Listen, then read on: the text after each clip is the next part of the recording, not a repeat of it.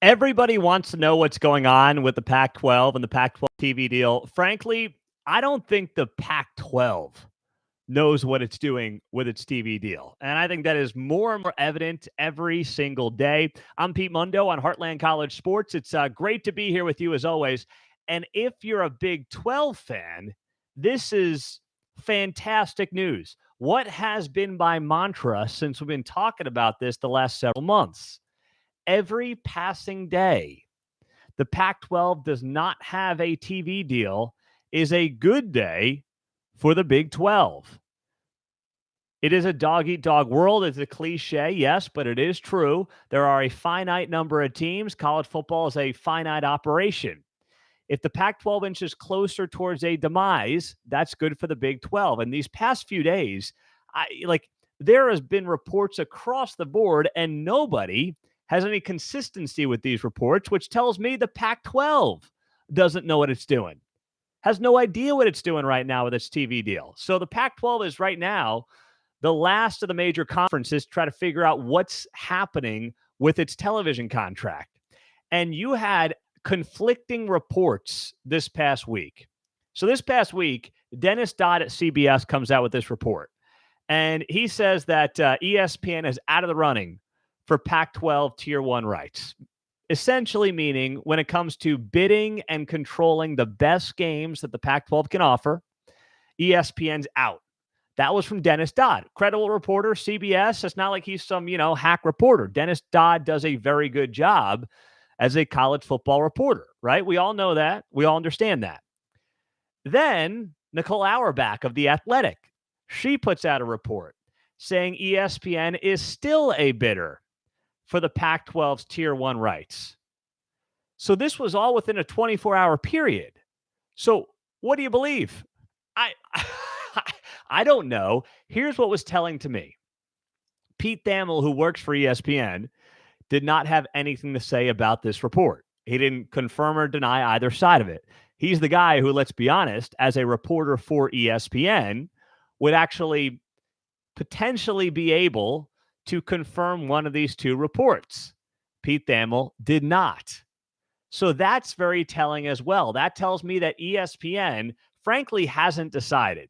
ESPN has not made a decision in terms of what it wants its future to be with the Pac-12. I'm sure, like anything else, ESPN will take the Pac-12 at a certain price point. Why wouldn't you? But it's not going to be close to the Big 12. And then here's what happens, right? Here's where ESPN doesn't really know what to do. They can say, hey, Pac-12, you're worth, I'm just going to throw out a number, $20 million a year per team. The Big 12's at 30, is going to be at 30 under the new deal. We know the SEC, the Big 10 are going to be, 50 and more. So we think you're worth 20 a team. And the Pac-12 says, okay, we'll take it. Well, you know as well as I do, that conference could collapse very quickly because there might be teams in the Pac-12, Colorado, the Arizona schools that say, you know what? I mean, if it's only 20, we'll just go to the Big 12. Like if it's only 20 mil, we don't want to continue with the Pac-12. We'll go to the Big 12, take our 30 plus and move on. It's entirely possible that ends up happening. And if and when that does end up happening, then ESPN has offered money to the Pac-12 that's useless anyway. Because then if the Pac-12 wants to continue to exist and it's poaching Mountain West teams, it's not worth that $20 million. So that's where this is fascinating, where ESPN probably is okay taking on the Pac-12 Tier 1 rights at a certain price point. But that price point may drive current teams to the Big 12. We know that Brett Yormark wants to expand this league. So then it's like, is ESPN going to end up overpaying for a product that's even more mediocre than what the product is right now? And that's what makes this so interesting and so fascinating to follow. So there are so many moving parts in this whole deal. Now, there's also a report from Jim Williams. If you don't know Jim, he's a big-time media consultant. He's won 7 Emmys. He's got deep knowledge in this industry, and he's become very vocal on Twitter here as of the last few weeks especially, talking about the Pac-12 TV future. And Jim Williams put this up on Twitter on Sunday morning. He wrote on Twitter, for what it's worth, I was told by a network executive to keep an eye on CBS Sports in a deal with the Pac-12 for a possible East Coast primetime window, with ESPN keeping the Pac-12 After Dark package. So what does that mean? It would mean that CBS would theoretically put a Pac-12 game on at, let's say, 7:30 Eastern, 4:30 West Coast time, and CBS would own that game. And then Pac-12 After Dark, 10:30 Eastern, that game would be on ESPN. So the Pac-12 would have a split deal between CBS and ESPN, theoretically, under what Jim Williams is saying. Now, what nobody's really clear on, and Jim hasn't totally clarified this, is whether or not he's talking about big CBS or CBS Sports. He's alluding to it being big CBS, and that's the only thing that would make sense. No offense to CBS Sports, but the CBS Sports Network is I mean, you get the Mountain West on there, right? You get some Maction on there, I think, but CBS Sports Network is not a go-to channel for anybody when it comes to big-time athletics. It's just not. It's not a great product. It's not a good place to watch games for the most part. It feels like you're watching a minor league broadcast a lot of the time on CBS Sports Network. But if it's actually big CBS, if big CBS says we'll put on a Pac-12 game at 7:30 Eastern time to go up against other primetime windows, and then Pac-12 After Dark, the late game, ends up going to ESPN, that's not a terrible situation for the Pac-12. But once again, nobody knows what they're bidding on. Here's the problem. The problem right now is that whether it's CBS or ESPN, nobody has a clue what exactly they're bidding on. And if their bid is not close in the ballpark to the Big 12, there's a belief that enough of these teams are going to leave for the Big 12. And then it's like, well, why am I bidding on this thing? So it doesn't matter if it's ESPN or if it's CBS. It puts these conferences, or these TV networks, I should say, in a no-win spot. You're going to offer something. You think you got a deal. George Kliakov is going to try to push for a deal. If not, he looks like a complete clown in this whole thing. Frankly, he already does for the most part. So this is a very difficult position. CBS is bidding on something that they don't even know if what they're bidding on is what they're ultimately going to get. Who wins there? Nobody wins. That is a lose-lose across the board. So you got to look at this from afar. If you're CBS, if you're ESPN, and also we're in a soft economic climate right now. Anybody that has a pulse understands that. The ad industry has taken and will take a bit of a hit in 2023, a sizable hit in 2023.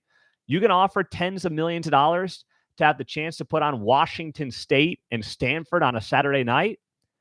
I mean, frankly, if I'm CBS, does that compel enough people to turn on CBS? If ESPN's going to have an SEC game, NBC is in the mix as well. Fox is in the mix as well, obviously. They're going to have monster Big 10, SEC, Big 12 games, and you're going to put on a Pac-12 game to try to compete on CBS? Can you get some Modern Family reruns that might do a little better? I'm just throwing the option out there. It might not be a bad call. It might not be a bad call, especially when you're talking 20, 30 mil per team on these deals. I mean, we're not talking chump change here. This ain't the Mountain West. You're going to have to pony up. So this has been an odd last few days of reporting around the Pac-12 conference and these TV deals. But if you're a Big 12 fan, here's what you have to know. What you have to know if you're a Big 12 fan is this. The only thing that matters to you is that every day there's not a new TV contract that is a good day for this league, for this conference. Because with each passing day, you get closer to a potential Pac-12 team bailing on that league, joining you, and that essentially puts the Pac-12 to bed for good.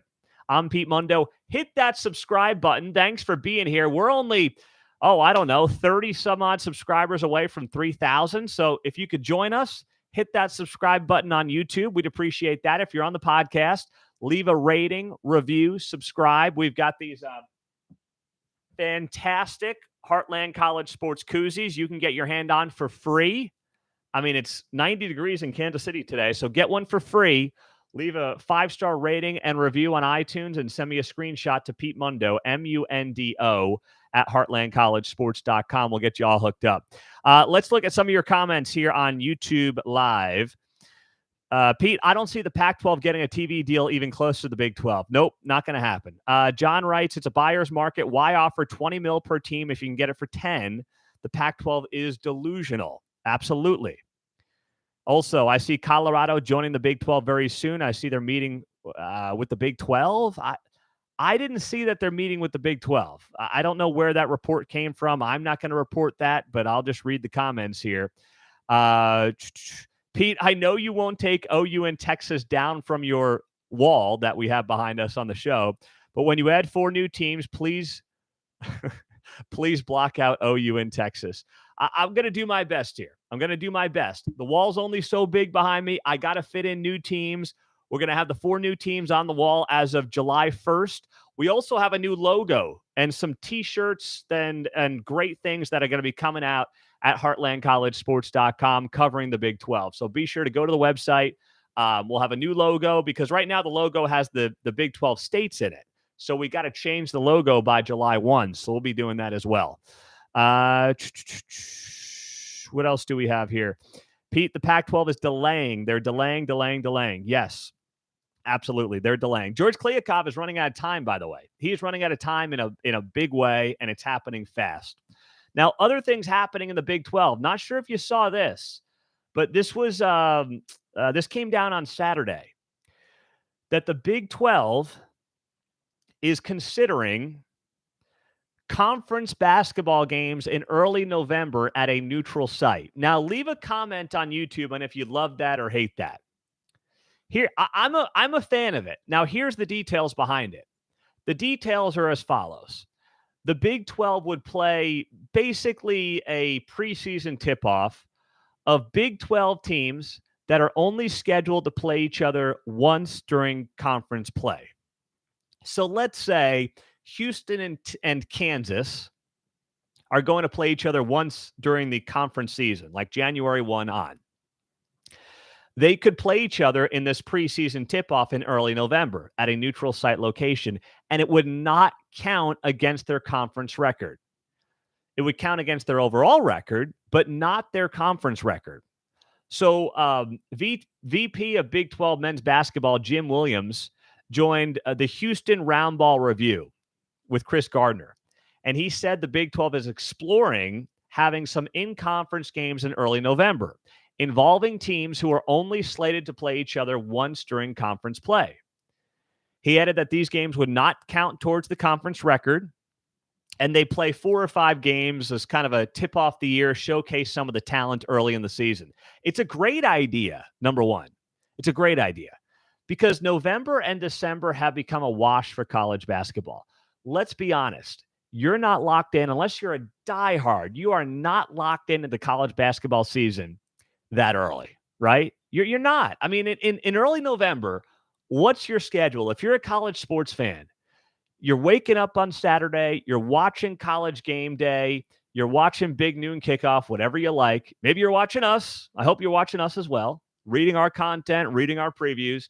You're watching football from 11 a.m. Central Time till the end of the night. And then, Sunday you're recapping, you're taking in content, and then Monday you're getting ready for the next week. You're not thinking college basketball in early November. Brett Yormark's attitude is basically, you know what? Most people aren't into college basketball. Brett Yormark is a basketball-first guy with his NBA background. Let's try to create appointment viewing with the best basketball conference in the country in the Big 12. And that's where this is a no-lose situation. If I get Kansas-Houston from the best basketball conference in the country in early November, it's not a conference game. It will count against the overall record, not the conference record. Why not? It's a no-brainer. It makes complete sense. Complete sense. Brett Yormark, once again, is thinking outside the box. He's saying, okay, I'll put 4 to 5 games on because even like some of those basketball tournaments, right, that take place in like around Thanksgiving, the Maui tournament, stuff like that. Yeah, it's kind of nice to watch if you want to avoid your crazy uncle at Thanksgiving. But outside of that, it's not like it's can't miss. It's not, it's you follow it, but you're still in football mode. So, and a lot of the schools and the fan bases that are most into those are schools that don't have quality football, right? The Dukes of the world, yes, Kansas, although we all know Kansas basketball or Kansas football is getting better. We all understand that, right? Um, the Villanovas, the schools that don't have major football programs, their fan bases get into it. But anyone who's got a decent football program, you're still not in to the basketball scene in November. So Brett Yormark's trying to change that. He's trying to create appointment viewing for this league and also do something that benefits his TV partners.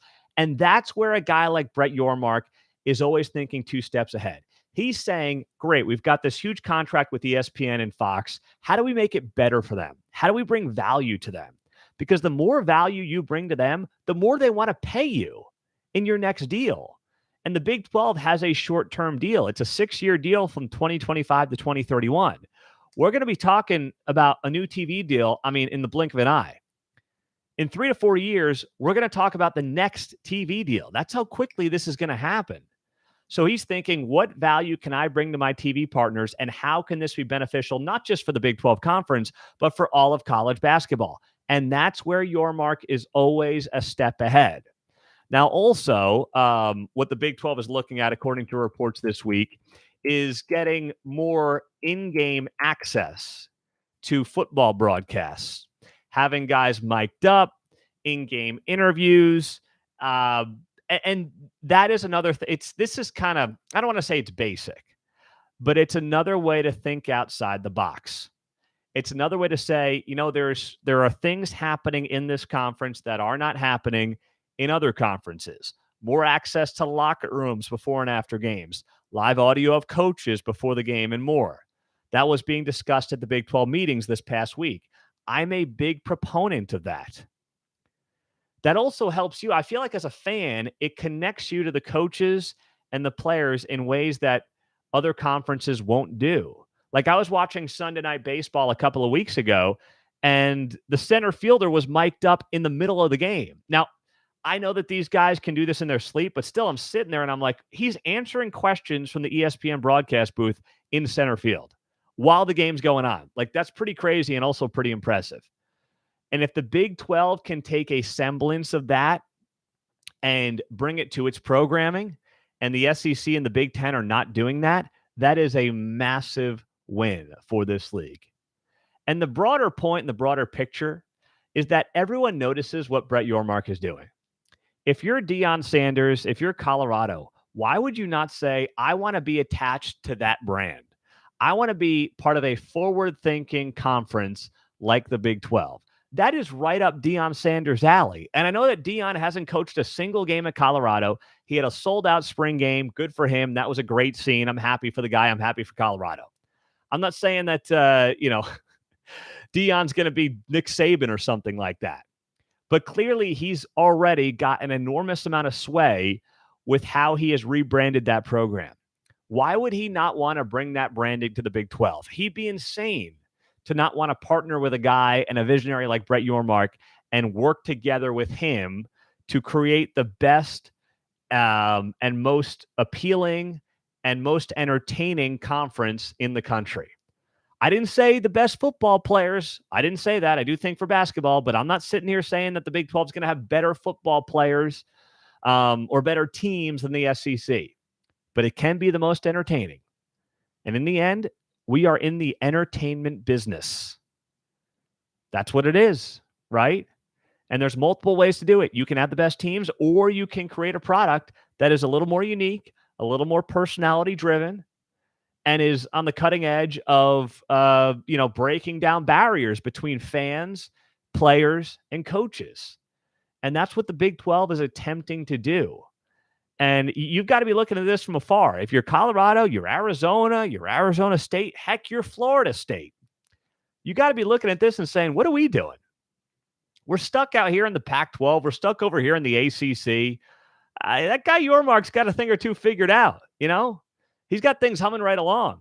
So that's where the broader picture here is Brett Yormark and the Big 12 continue to make news. They may not do all these things that have been reported, but they're breaking news for how they're thinking. They're breaking news for ideas they're exploring. Nobody else is doing this. Can you think of one other conference that has had an off-season report on things they're doing or thinking differently about the future of its own league and its own conference? I can't. Can you? I'm waiting. You know the answer, and I know the answer. And that's where any team in the ACC or the Pac-12 has got to be looking at this and saying, what are we doing wrong? Where's our leadership like this? We're the people that are supposed to be vouching for us and what we're about and what we're doing and everything that we have to offer. You cannot pay for this kind of progress, this kind of attention, the type of earned media that this league has given. And as Heartland College Sports, we've been doing this now for, 9 years nearly since I started this website with just me and a laptop. And now we're reaching millions of Big 12 fans on a monthly basis through our website, through our podcasts, video content. We have an entire Big 12 podcast network we're building out team by team. We've got, go down the list. We've got podcasts for Kansas State, Kansas, Oklahoma State.